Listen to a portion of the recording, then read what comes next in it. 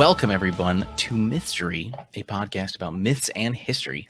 I am one of your hosts, Bryant, with my permanent guest, Cammy. Hello, Cammy. Hello, Bryant. Cammy, it's just you and me. It's just us. Yeah, it's been so busy and packed, and it's about to be more of that. But we have this little semblance where we're just talking about myth and history right now. Greek and Roman myth and history. Yes, yeah. Yep, Back to our roots. To the OG stuff, keeping it simple. Welcome, though. If you're new, I'm Bryant. That's Cammy. We like to talk about myth. We will try and present you a story. Like today, we're going to go, like I said, back to the Greek and Roman stuff. This is more Roman-y, it looks like, I should say. But we're going to give you a story, and then we're going to talk about some of the stuff behind it. And today we're going with Spider Woman, Arachne, which is, I really like this. This is fun. Thankfully, it's not as deep as Medusa. Medusa is never going to be lived down as the most complicated psychoanalytic myth we've ever graced. So please go back to that episode if you want to just like have your brain scratched for a little while, because it still scratches mine. But yeah, we just had Rob's on and talked about fish, and we talked about Queen Maeve with her friend Debbie, helping us pronounce stuff. So we had the last two episodes. If you haven't heard them, check them out. We had really good guest episodes. But today is good old vanilla, simple mystery with a Greco-Roman myth. How about that? So, Cammy, are you ready to regale us with the story? Absolutely. I want to thank Abby, who brought this myth to our attention. Yes. She called it snarky. I'd agree. So, yeah, it's Athena being Athena. Speaking of like Medusa problems. Also, speaking of which, I used Ovid's Metamorphosis the translation by Charles Martin. So I am actually using all of the Roman names. Cool. Yeah, so I'll be saying Minerva. Yep. Which is, Athena to the Romans, yeah. In all of Greece, in fact the world, there was no weaver more skilled than Arachne. Her brilliant tapestries brought fame to her humble home of Lydia. Her father was a dyer by trade, and the deep purple he achieved from his dyeing process was highly sought out by every mortal who saw it. Lydia was abuzz with people who wanted to catch a glimpse of the wool being spent on Arachne's humble loom. The people would praise Minerva for teaching the child so well, but Arachne rejected such goddess worship. She was self-taught, she would say. It was hard work and practice which led to her talents. The gods were not deaf to her words, and Minerva herself decided to come down to the mortal plane in disguise of an old woman to warn Arachne of her crime of hubris. But our heroine was unfazed by the old woman's warning. She maintained that it was her own dedication and not a godly gift that brought people from faraway lands to watch the weaver work.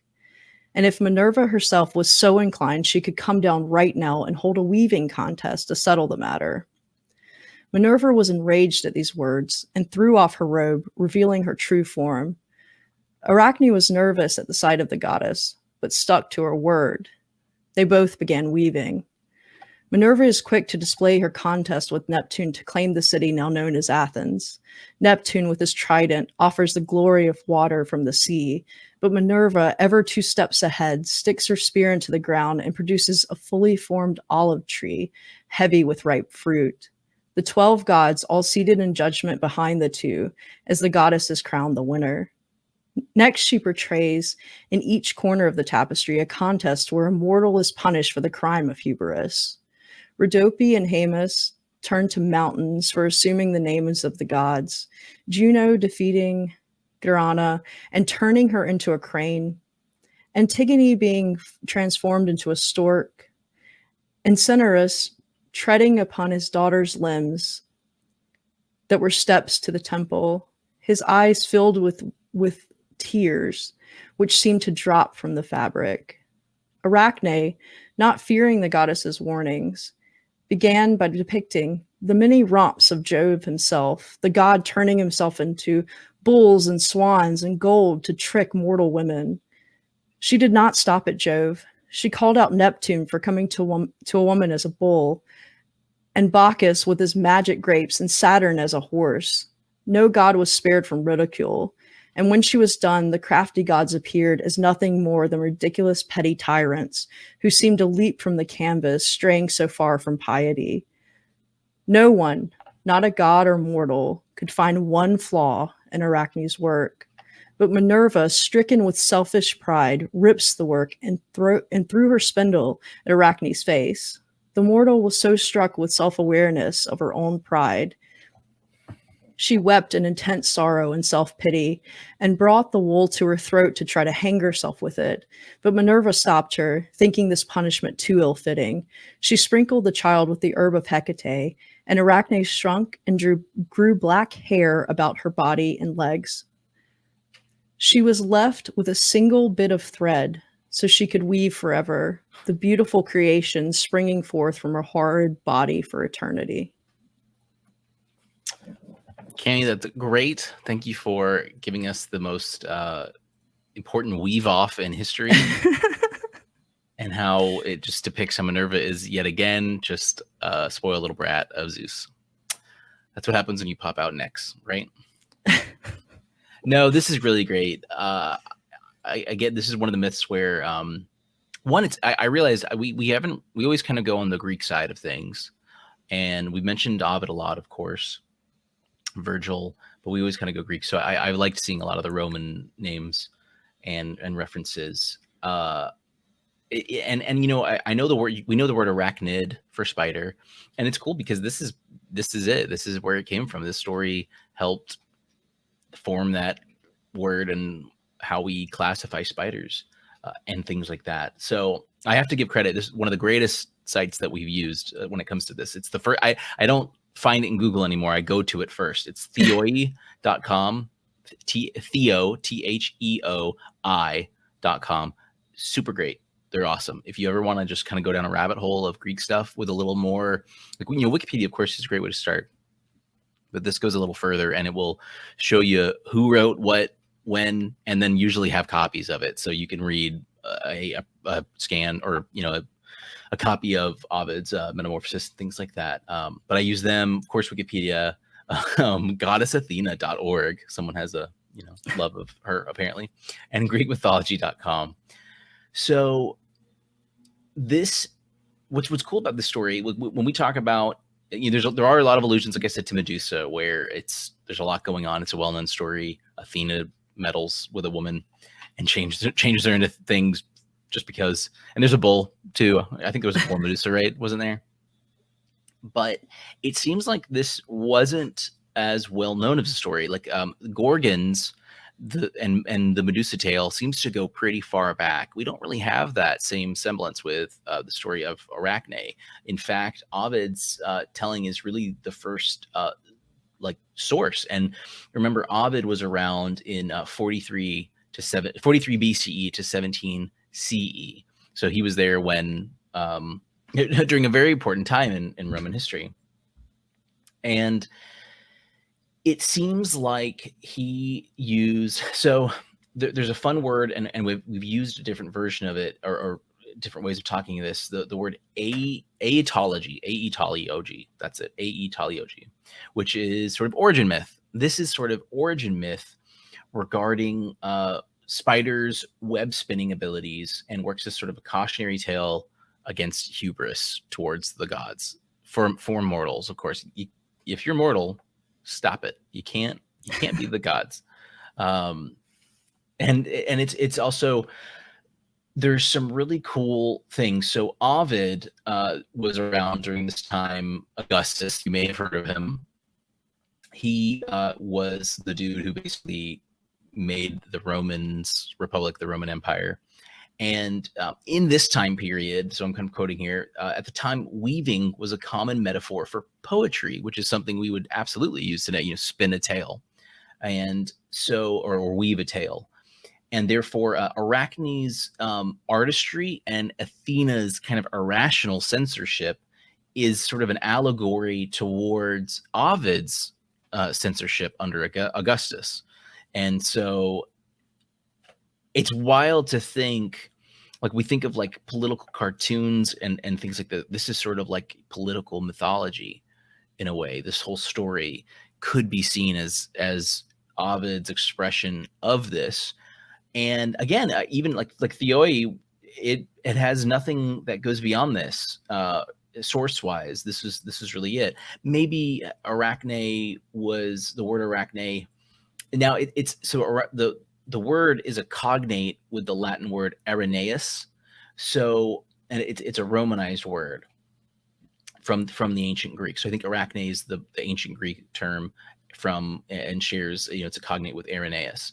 So perhaps there was and which means spider. So I mean, surely there was, spiders were mentioned in mythology, but it doesn't seem like there was anything so important like this, and nor was this story. And again, Minerva is the name of who's in here, not Athena, in the sources. So there is a Greek historical dude, alien, sorry, that's not really how it's pronounced. Probably Aeolian. That's probably it. I got to work on my Greek. So he was just a philosopher, historian, and he was from the 2nd and 3rd century AD, so about 100 years after Ovid. Claudius Alienaeus is the Roman name, and he mentioned in his historical works, a Greek rhetoric, spiders neither know nor wish to know the art and practice of weaving, the gifts of the goddesses, to Athena, who or he uses the name Ergane or Daimona, which is likely reference to. So Ergane is Athena as the goddess of crafts. So little god inception there for you. So alien is probably alluding to the tale of Arachne. So it's likely Ovid's version kind of got popular, and Alien or Alienus uses this sort of in his rhetoric that he's writing. And so, and again, it looks like he's playing on the hubris there. So spiders neither know nor wish to know the art and practice of weaving the gifts of Athena, basically, of the goddess Athena. So I guess, like, yeah, it's like, they don't want to touch on her skills or something like that. And it's interesting. I don't know if Ovid would have realized, Ergane, there's a whole article on her. Theoi says may refer to Athena, patron goddess of craftsmen and artisans. And funny enough, Ergane is a genus of jumping spider. So it kind of goes full circle there, where Athena, her alter ego is turned into a spider genus.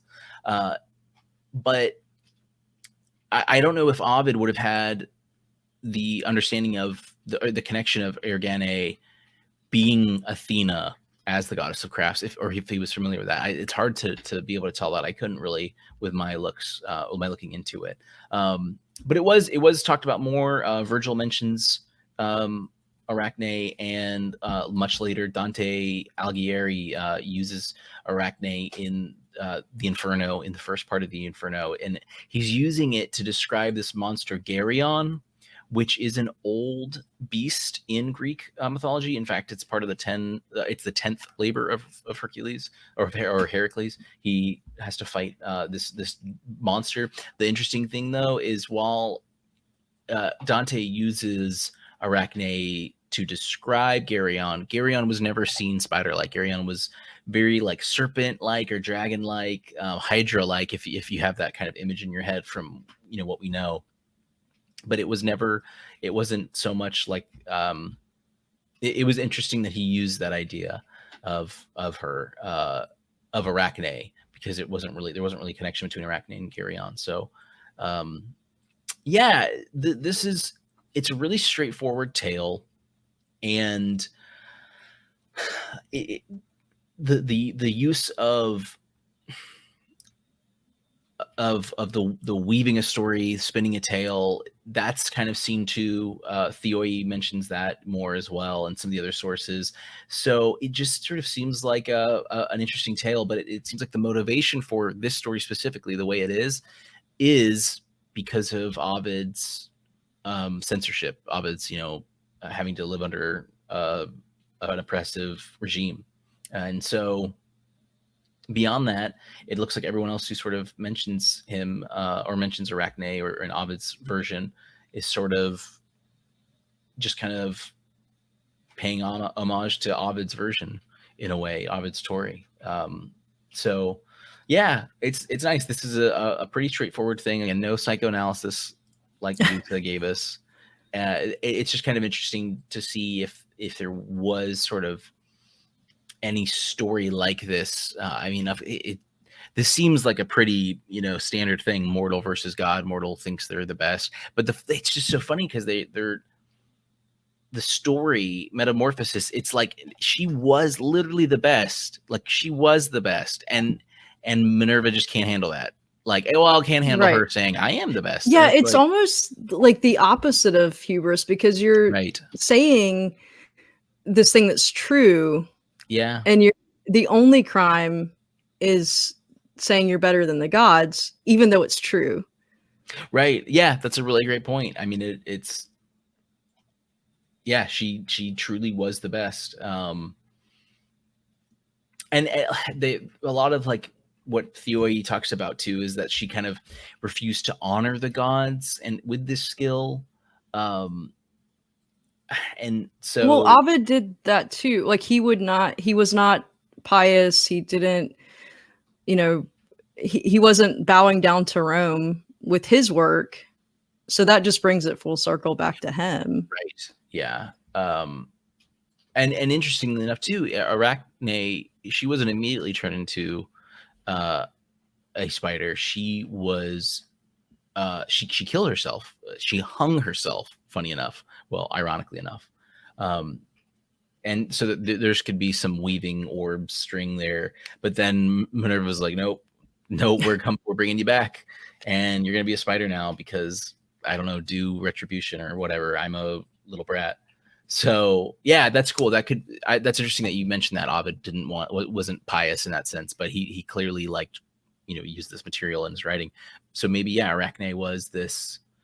She is so good at what she did. She refused to kind of like say, oh, it's all thanks to the gods. And so the gods drove her to shame, such shame that she killed herself. And then then Minerva brings her back and then turns her into the creature designed to weave, It's yeah, that's wild. All right. See, now we're going to psychoanalysis. That's someone else's college paper. I'm not doing that right now. That reminds me of like people saying Medusa. It could have.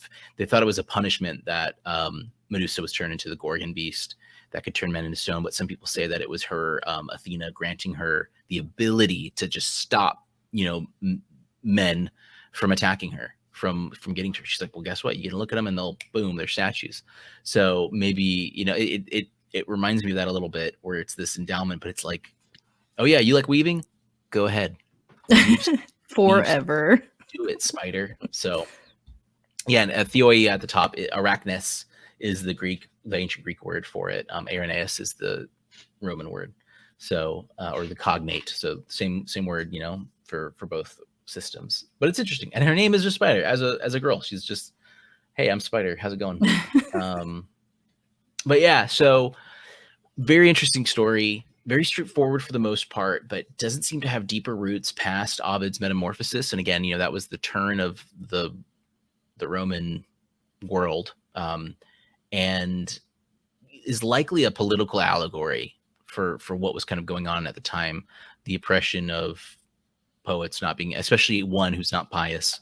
And Augustus certainly was pious in his own way.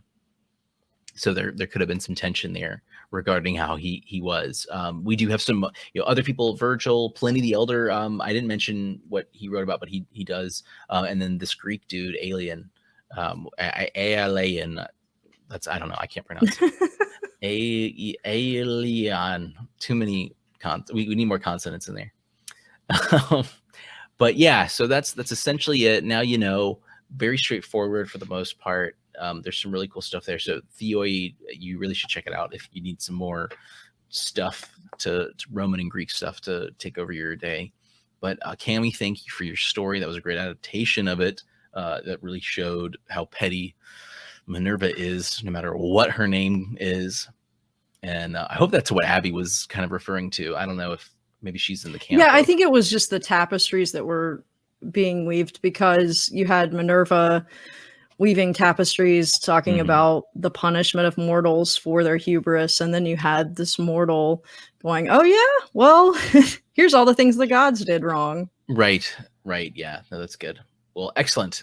Everyone, like I said, we've had a busy last couple weeks, and we've got some events coming up the next couple weeks. Facebook's probably the best way to kind of get the most information on those. But remember, you can just go to Mythstorie. That's your one word story with an IE, mythstorie.com, takes you to our landing page that we've got. So you can kind of go from there. Threadless.mythstorie.com or mythstorie.threadless.com. Which one is it? Why can you never remember this? Flip it. Yeah, it's one of the two. It's mythstorie.threadless.com. Mythstorie.threadless.com. You can buy some nice little merchandise if you'd like there. But email us too at mythstorie@gmail.com if you have any feedback or suggestions, or if you think I should have talked more about spiders this episode, if I missed something important, let us know. So we will always be happy to take the feedback, talk about it, shout outs and all that good stuff. And especially if you have ideas for future myths. We've got some really cool stuff. We just did like a nice add to our big board of topics, so we've got some cool stuff. But yes, please check us out. The next big event's coming up, and give us any feedback you got. So I think that's it, right, Kimmy? I think so. Excellent. Well, everyone, we will see you next time. Ooh. Yeah.